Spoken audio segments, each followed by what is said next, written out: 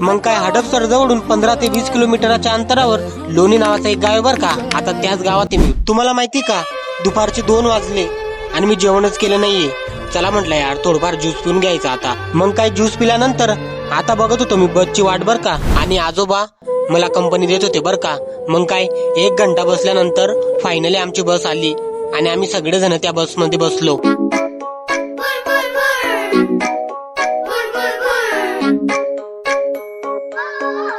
मॉर्निंगच्या 6 वाजेला निघालो होतो मी आणि आता संध्याकाळचे 6 वाजले.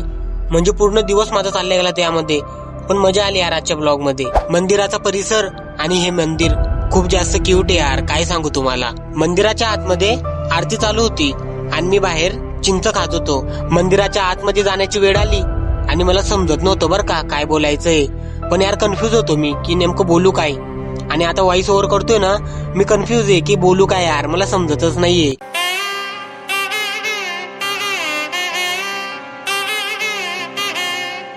मंदिराच्या आतमध्ये येऊन 10 मिनिटं बसलो आणि हात जोडून देवाला एकच विनंती केली की देवा झालेल्या चुका माफ कर आणि मला काहीतरी चांगला मार्ग दाखव. दर्शन वगैरे झाल्यानंतर आता मी डायरेक्ट कल्टीमाराच्या फिराकमध्ये होता बरं का. कारण भाई ऑलरेडी लेट झालोय मी आणि इथून मला बस भेटणार नाही. जर तुम्हाला माझा ब्लॉग आवडला असेल ना तर भाई प्लीज फॉलो करून घ्यायचं बरं का मला.